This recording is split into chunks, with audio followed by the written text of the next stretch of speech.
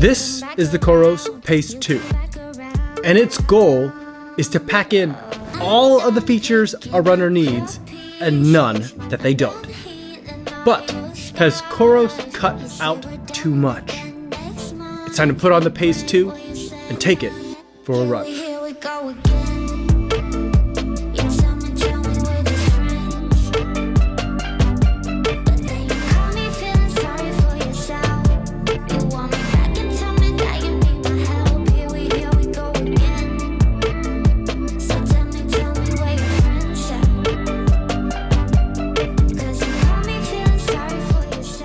Yo, what's going on everybody? My name is Kofuzi and I'm a dude who runs a lot. And today I want to tell you about my time testing out the Coros Pace 2. Now before you give my thoughts on this watch as it pertains to what a runner might need, I do want to go over some disclosures. This is a watch that Coros has sent me for the purpose of review. They sent me a loaner unit. So once I'm done filming this review, it's going to be going back to them. And in addition to that, no one is paying me to make this video or to use this watch.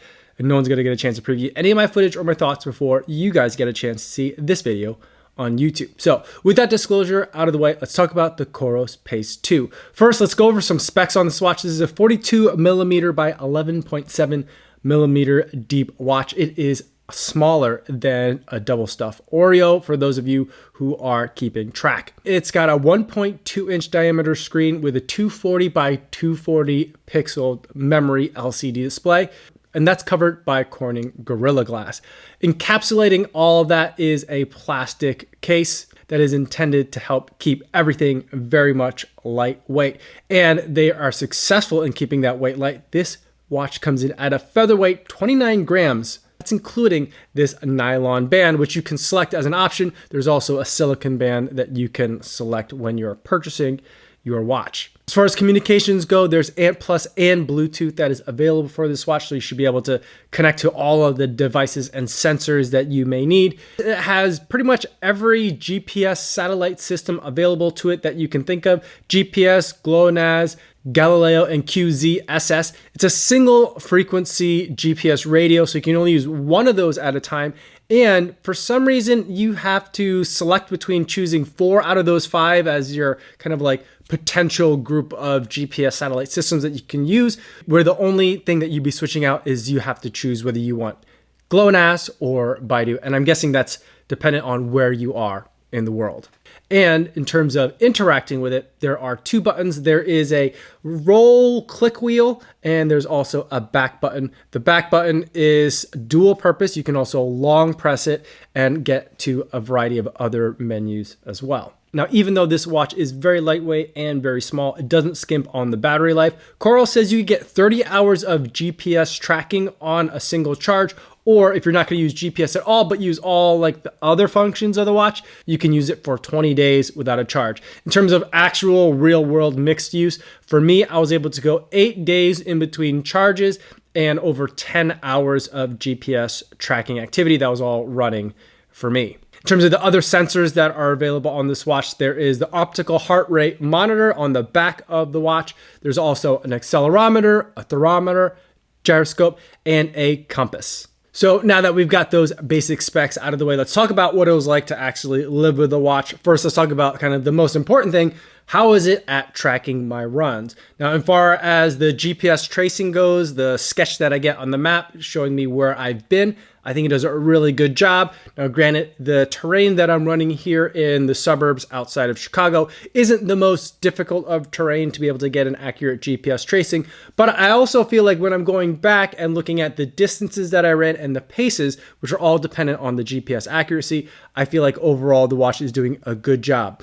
One thing that I do think that the watch has a bit of a problem with, and this seems to be a problem that I've seen across a couple of different Coros watches now, is that when it comes to looking at your pace, like when you lift up your wrist and look at your pace on the watch, it seems to be a little bit laggy. So in other words, that means if there's been a very sudden or recent change in pace, it seems to take a while for the watch to really pick that up. Now this watch also has power readings that it can generate from the wrist. You don't need a separate foot pod for that. And I feel like the same thing is kind of happening there too, both with the pace and with the power. If you are maintaining what feels like kind of like a constant effort, I feel like when you look at the watch, you're getting an accurate depiction of what you're doing at that moment.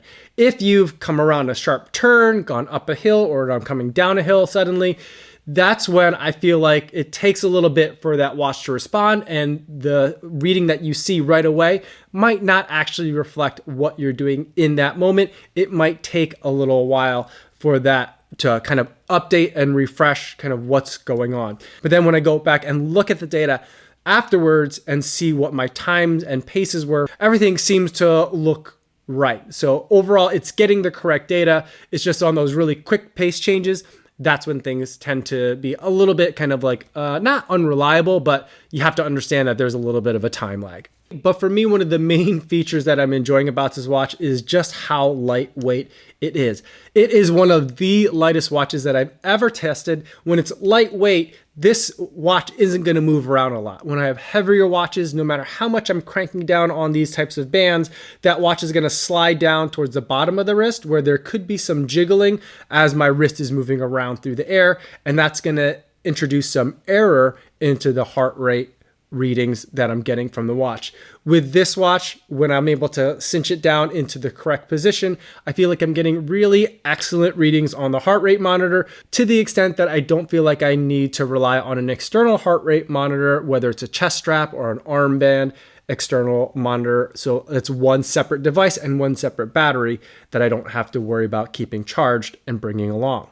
Now, when it comes to workouts that you might want to run, that's very simple and easy to set up. You could do it either on the phone or you could do it on a laptop and then send that and sync it to your watch. It's really convenient because you can even mix and match units of measure. So you can have a 2-mile warm up, kilometer repeats with a 200-meter jog, and the accuracy of the GPS plus the flexibility that you can mix and match measurements makes it so that this is a workout that's very easy to just get it started, and then you just have to run whatever the watch is telling you to run and recover whenever it tells you to recover. If you know you're going to be doing a workout on the track, a 400-meter track generally has turns that are a little bit too tight for most commercial grade GPS watches to be able to trace accurately.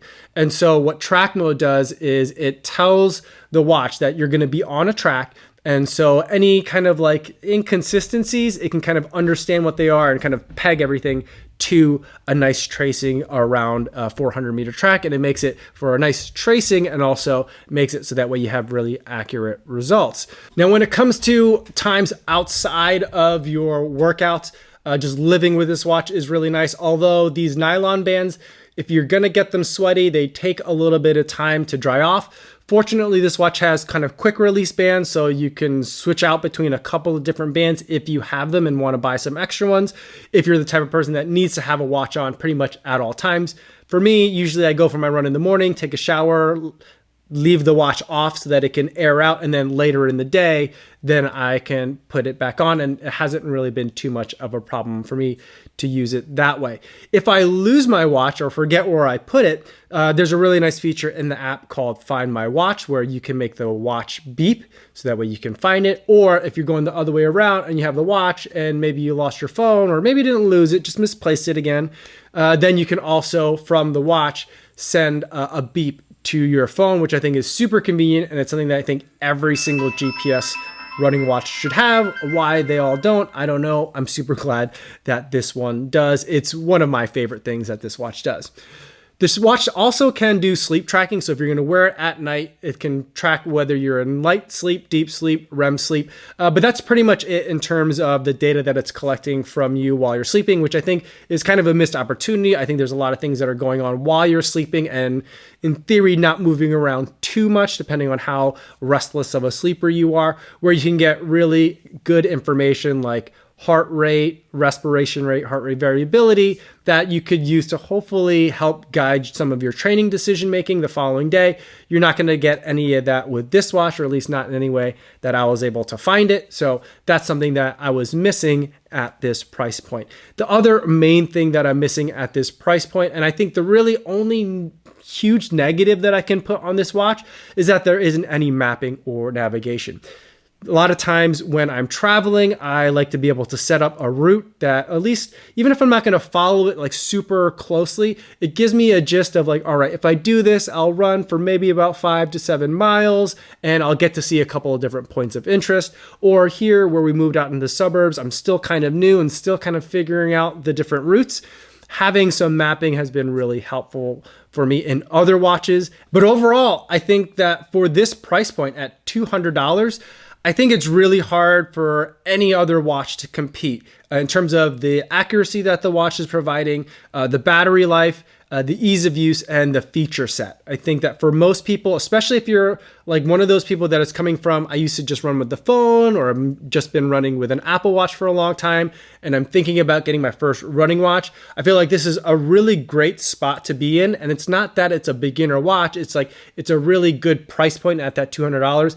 And it's going to give you all the features that you're probably used to using and then some. And even for a lot of more experienced runners, people who have been running for years, I think they're going to really appreciate the lightness of this watch and just kind of like rock solid, set it and forget it dependability of the watch as well, especially given the price point of $200. You're not paying for any of the extra features that might be in some other watches. You're just getting a really dependable GPS running watch. So as long as you don't need maps and as long as you don't need music on your watch, this is a device that is really hard not for me to recommend to just about anyone. I'm amazed at what they've been able to pack into such a small little package. So those are my thoughts on the Coros Pace 2. Let me know in the comments if you have any questions about this watch, or better yet, stop by the live stream that I do Monday through Friday right here on YouTube. You can always talk to me in the chat. That's all I have for today, everybody. Thanks so much for making it all the way to the end of this video. Hopefully you guys are staying safe out there on your runs, and I will see you in the next one. Yo, what's going on?